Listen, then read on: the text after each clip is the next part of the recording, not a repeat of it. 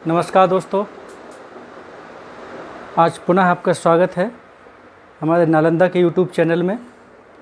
और नालंदा एकेडमी से मैं महेंद्र शुक्ला। चलिए दोस्तों, आज जैसा कि टॉपिक ऊपर लिखा हुआ है, मगध साम्राज्य का जो उत्कर्ष है उसका सेकंड पार्ट अपन क्या है बेहतर तरीके से देखने की कोशिश करते हैं। कल दोस्तों मगध साम्राज्य के उत्कर्ष में जो पहला वंश था आपका हर्यंक वंश दोस्तों अपन लोगों ने पढ़ लिया था। इसके बाद आज आप लोगों को शिशुनाग वंश और नंद वंश दोस्तों क्या है आपका ये शुरू करना है। ये कल हमने आपको बताया 3 वंश थे। एक दोस्तों ये हर्यंक वंश था, जिसमें कल आप लोगों ने शिशुनाग, अजातशत्रु, शिशुनाग वगैरह क्या है आपका ये अजातशत्रु, बिम्बिसार वगैरह देखे थे। आज आप लोगों को ये शिशुनाग वंश और नंद वंश क्या है दोस्तों ये करना है। और इसमें आराम से आपके दोनों वंश हो जाएंगे, क्योंकि ये हर्यंक वंश थोड़ा सा लंबा था, शासकों की उपलब्धि अधिक थी, इस कारण से टाइम लग गया था। चलिए, तो ये आपके क्या है 3 वंश आपके क्या है हो गए। यहाँ थोड़ा सा आपको बता दें, ये जो हर्यंक वंश है ये लगभग कल 540 बताया था, 44 आप कर सकते हो। 544 से आपका ये आ जाएगा 412 BC दोस्तों आ जाएगा यहाँ। इसके अलावा जो आपका शिशुनाग वंश है ये 412 से आपका ये क्या कहें 344 BC यहाँ शिशुनाग वंश आ जाएगा। फिर आपका ये जो नंद वंश है ये 344 दोस्तों 322 BC क्या है दोस्तों ये नंद वंश आपका क्या है ये आ जाएगा। तो आइए अपन लोग आज शिशुनाग वंश और नंद वंश को चलते हैं। कल दोस्तों अपन लोगों ने मगध के बारे में देखा था, और मगध के बारे में ये भी देखा था कि किस प्रकार से मगध की सीमाएं क्या है आपका ये थोड़ा सा ये बढ़ गई थी, और धीरे धीरे दोस्तों क्या है मगध की सीमाएं क्या है आपका ये फैलती जा रही थी। ये कल क्या है अपन लोगों ने देखने की कोशिश की थी। इसके अलावा मगध की सीमा में बढ़ोतरी का और भी क्या है आपका प्रयास किया गया, और आपको बता दें ये प्रयास आपका ये शिशुनाग और महापद्मनंद के समय भी क्या है आपका ये प्रयास आपका जारी रहा। और आज अपन को ये देखना है कि जो मगध साम्राज्य का उत्कर्ष है दोस्तों, मगध साम्राज्य के उत्कर्ष में कितनी क्या हुई आपकी ये बढ़ोतरी हुई। तो आइए दोस्तों ये जल्दी से क्या है आपका बातों बातों में ये आपका भारत का मैप भी बन गया।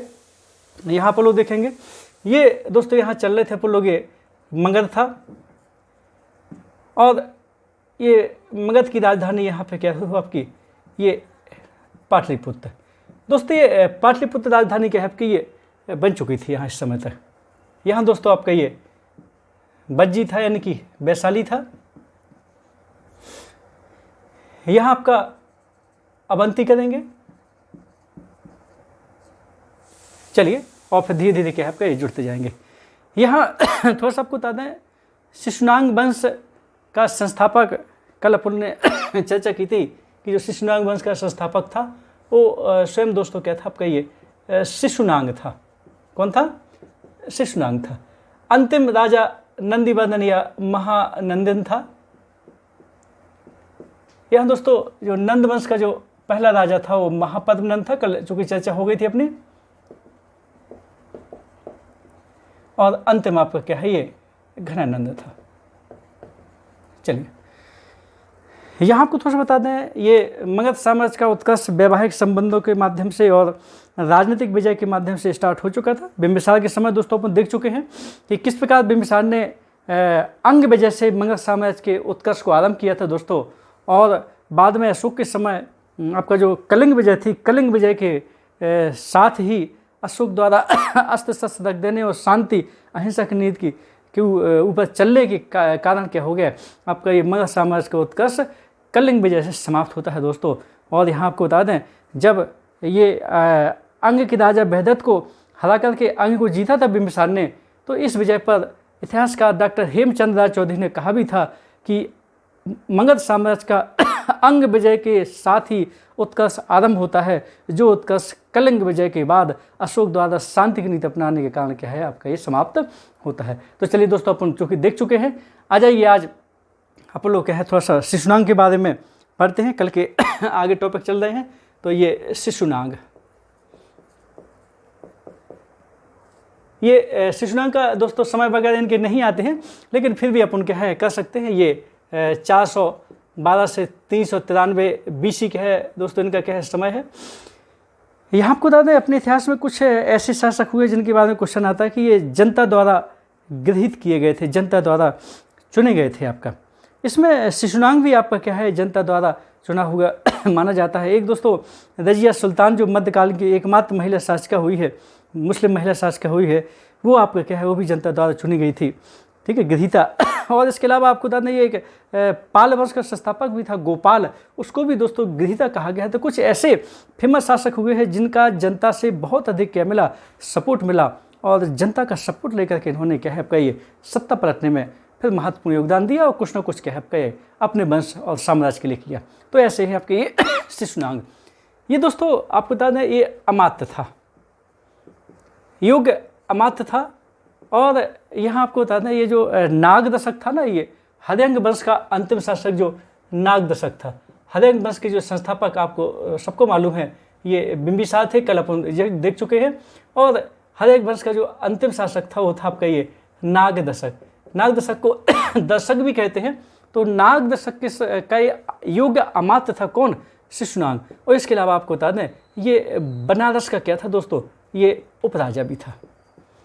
बनारस का क्या था आपका उपराजा भी था, और इसका क्या था योग्य अमात्य था। यहाँ आता है आपका पुराण में मिलता है कि ये पितृहंताओं के शासन का अंत करके योग्य अमात्य शिशुनाग ने शिशुनाग वंश की क्या है स्थापना की, और इस पितृहंताओं से जनता को निजात दिलाई, मुक्ति दिलाई, छुटकारा दिलवाया, ठीक है ना। इस प्रकार से क्या है आपका ये संस्थापक है कौन, शिशुनाग वंश के संस्थापक हैं वो शिशुनाग हो गए। चलिए यहाँ आपको थोड़ा सा बता दें शिशुनाग की एक उपलब्धि है, ये उपलब्धि थी दोस्तों ये अवंती विजय। अवंती विजय यहाँ आप सब जानते हो दोस्तों, अवंती मालवा में है, मध्य प्रदेश राज्य में है, पश्चिमी क्षेत्र में है। अवंती महाजनपद था। महाजनपद जब अवंती था तो उसकी 2 राजधानियाँ थी, उत्तरी अवंती की उज्जैनी थी, दक्षिणी अवंती की आपकी अवंतिका थी, अवंतिका महेशमती थी। और महेशमती आपके मध्य प्रदेश में दोस्तों नर्मदा नदी किनारे आपका खरगोन डिस्ट्रिक्ट में पड़ता है आपका। तो ये अवंती विजय, अवंती विजय ये किसकी बहुत ही महत्वपूर्ण दोस्तों क्या थी, ये विजय थी। ये अवंती को क्या किया था, इसने जीता था किसने, शिशुनाग ने।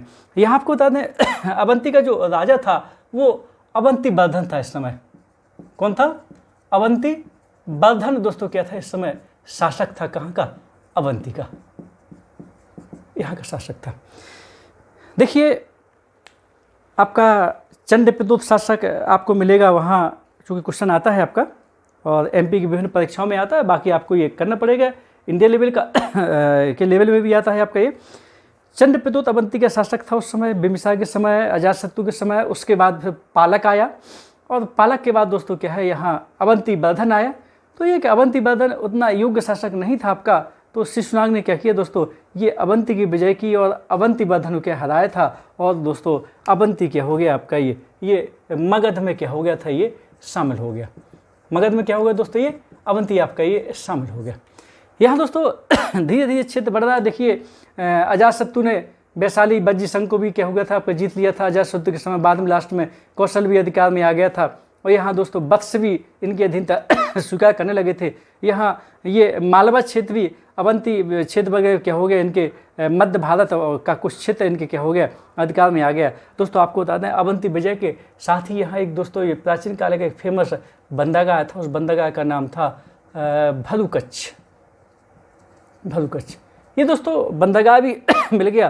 और आपको बता दें ये जो भलुकच्छ बंदरगाह है ये एक व्यापारिक मार्ग पर स्थित था। मतलब पश्चिमी देशों से, पाश्चात्य देशों से व्यापार करने के लिए भलुकच्छ बंदरगाह बहुत ही आपका ये सामरिक दृष्टि से बहुत ही महत्वपूर्ण था। और ये बंदरगाह दोस्तों मिल गया तो अवंती विजय से आर्थिक क्षेत्र में भी क्या हो गया, बहुत अधिक क्या है दोस्तों परिवर्तन हुआ। और ये अब पाटलिपुत्र, अवंती और ये भलुकच्छ बंदरगाह ये आपका क्या है अच्छे व्यापारिक मार्ग से क्या होगा दोस्तों, ये क्या हो गया आपके जुड़ गए किसके विजय के बाद अवंती विजय के बाद क्या है दोस्तों ये परिवर्तन आ गया। चलिए दोस्तों ये तो आपका क्या है शिशुनाग के ऊपर हो गया। यहाँ आपको थोड़ा बता दें शिशुनाग के बारे में कहा जाता है कि ये एक दासी पुत्र था।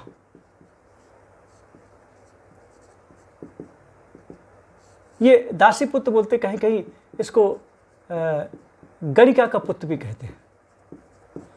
गणिका पुत्र भी क्या है दोस्तों, ये कहा गया। ऐसा कहा गया कि वैशाली के कोई एक गणिका थी आपकी और उस गणिका और वैशाली के कोई राजा का क्या था, ये पुत्र था आपका, और अपनी योग्यता के दम पर क्या है आपका ये हरिंग वंश मगर आपके अमात्य के पद पर क्या है दोस्तों ये पहुंच गया था। और ये आपका ये क्षत्रिय था। आपको बता दें ये आपका क्या था, ये क्षत्रिय था। स्पष्ट रूप से आपका क्या है निष्कर्ष निकलता है कि कौन था आपका, ये क्षत्रिय था। चलिए दोस्तों ये हो गया। इसके अलावा एक दूसरा इसकी वो भी है, वो काम है, ये था आपका वैशाली। वैशाली क्या किया था इसने दोस्तों, दूसरी राजधानी बनाया था। दूसरी राजधानी भी क्या किया था इसने, वैशाली को आपका ये बनाया था। किसने, शिशुनाग ने। तो ध्यान रहे शिशुनाग एक योग्य अमात्य था, शिशुनाग वंश का संस्थापक था, नाग दशक को मारकर बैठा था। अवंती विजय सबसे महत्वपूर्ण विजय थी इसकी, और पश्चिमी क्षेत्र क्या हो गया था इसके कब्जे में आ गया था। वैशाली को क्या किया था दोस्तों, इसने दूसरी राजधानी बनाया था। किसने, आपके शिशुनाग ने। बहुत ही अच्छा क्या था, योग्य सेनापति अमात्य आदि आदि कुछ भी करे ये आपका था। चलिए दोस्तों तो ये आपका ये शिशुनाग के बारे में हो गया। अब शिशुनाग के बाद एक शासक आता है आपका ये कालाशोक। कालाशोक ये इसी का पुत्र था आपका। कालाशोक आपका ये 300 क्या कहें 93-92 से मिलता है आपका, और ये आ जाएगा 366 था। BC तक क्या किया दोस्तों इसने शासन किया था। यहाँ आपको दोस्तों बता दें कालाशोक को काकवर्ण भी कहते हैं।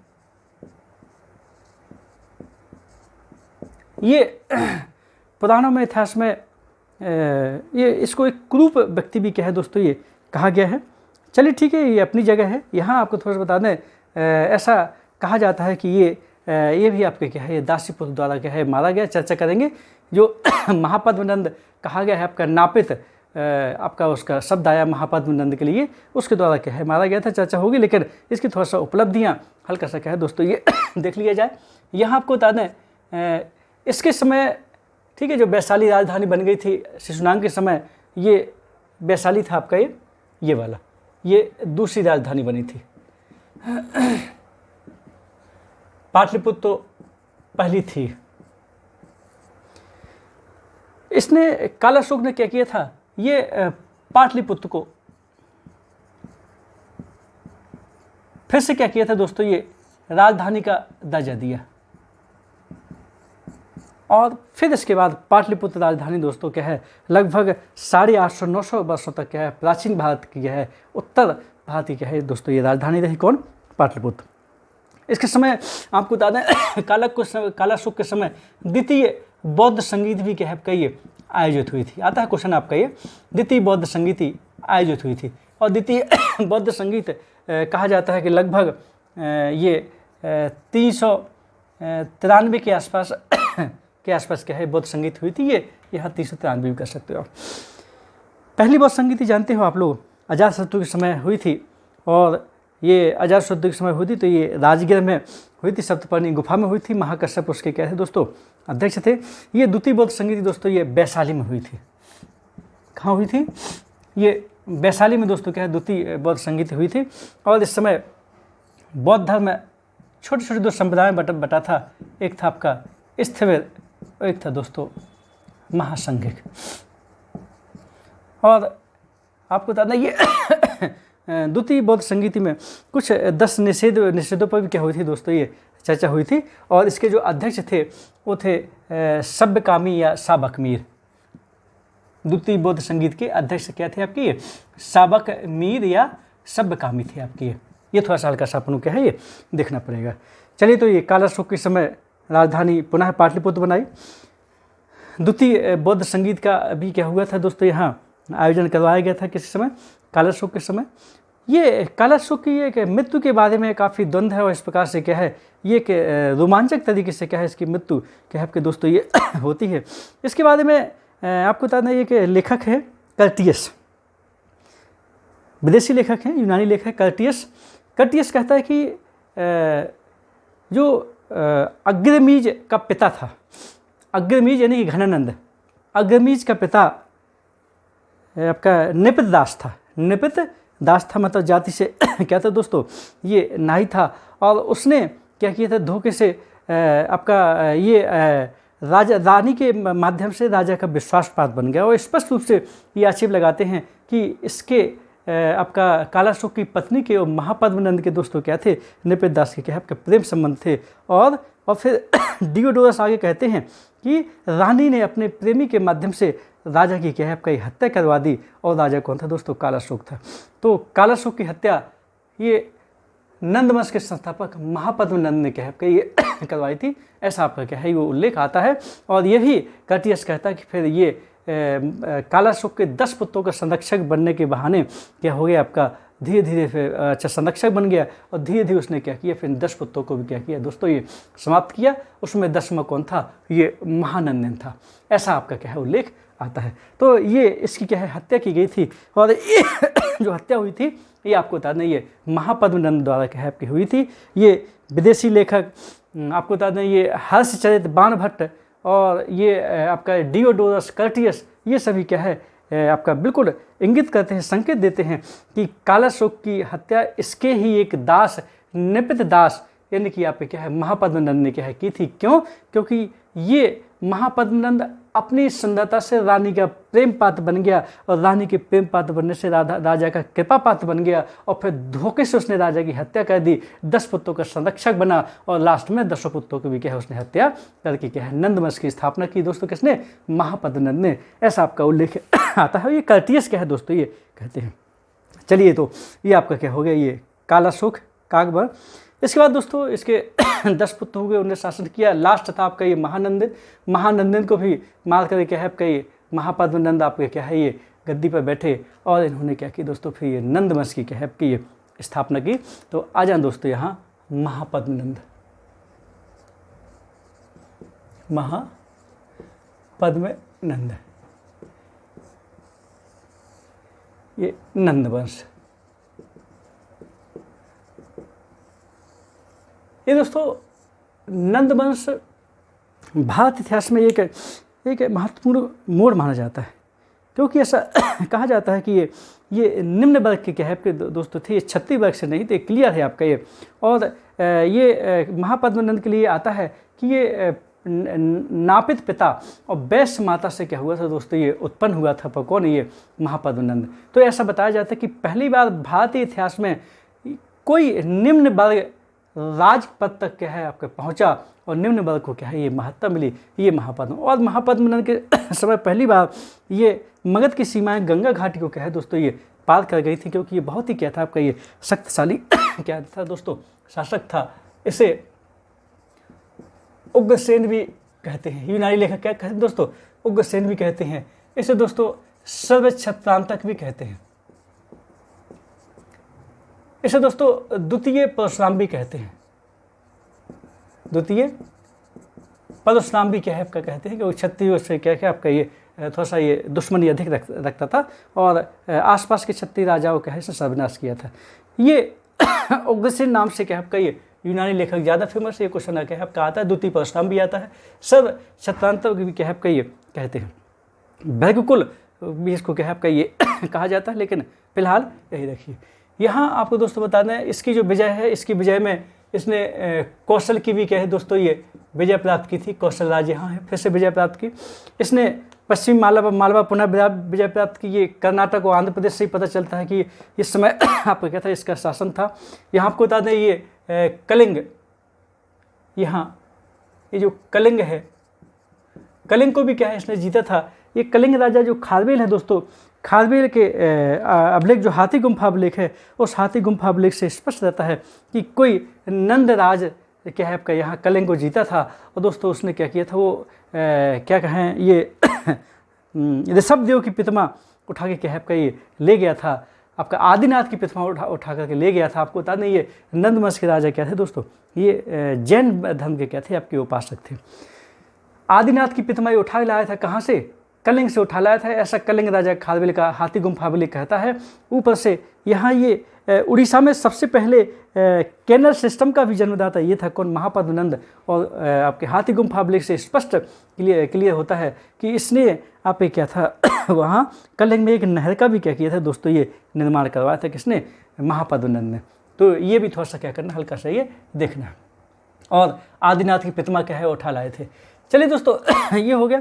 यहाँ थोड़ा सा आपको बता दें, ये नंद वंश में 9 राजा हुए हैं और इसमें जो उग्रसेन था यानी कि महापद्मनंद था, ये तो दोस्तों आपको बता दें ये पहले थे। और ये जो बाद में जो 8 हुए हैं और लास्ट में जो 9वें नंबर के दोस्तों घनानंद हुए हैं, ये आपके क्या थे, इसके ये 8 पुत्र थे, ऐसा आपका ये क्या है, आपका ये कहा जाता है। चलिए दोस्तों, तो ये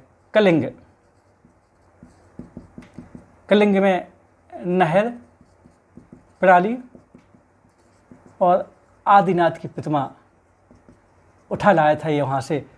चलिए ये हो गया। यहाँ आपको बता दें ये गंगा घाटी के स्तर भी इसकी क्या है सीमाएँ आ गई थी।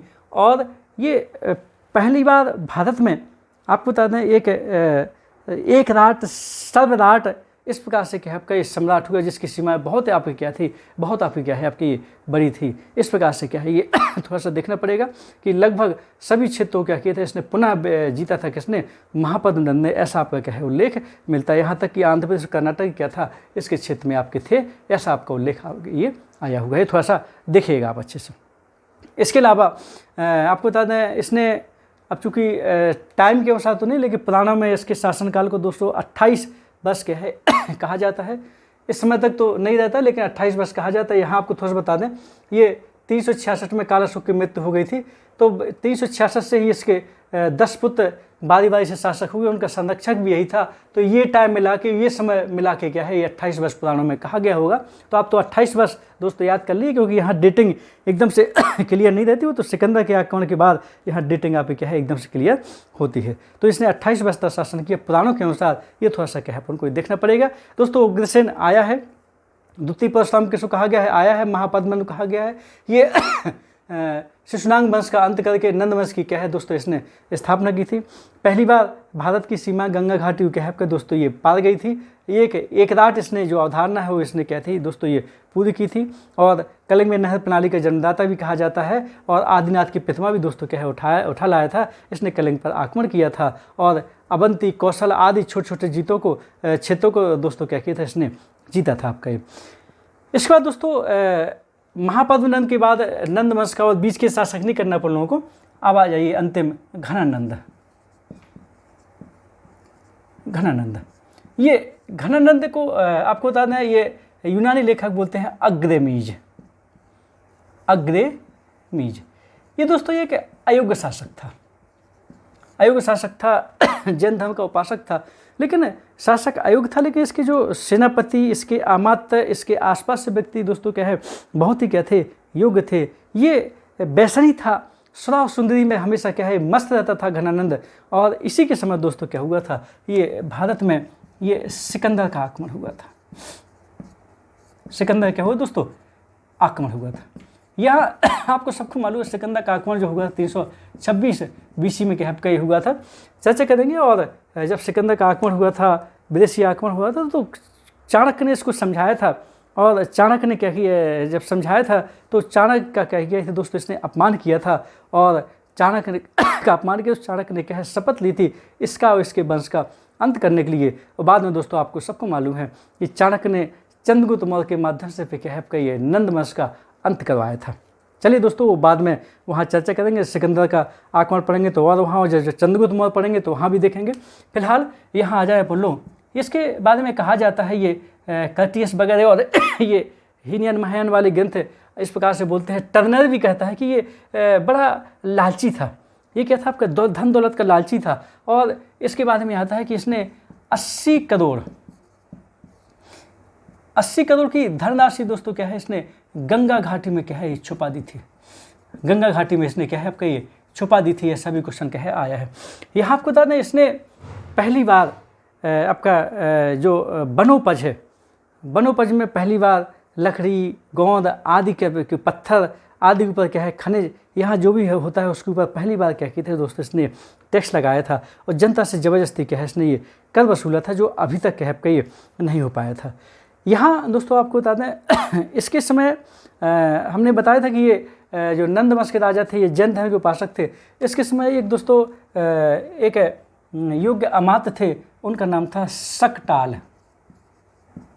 शकटाल और शकटाल आपको बता दें ये जैन थे। योग्य अमात्य था आपका शकटाल, फेमस हुआ है।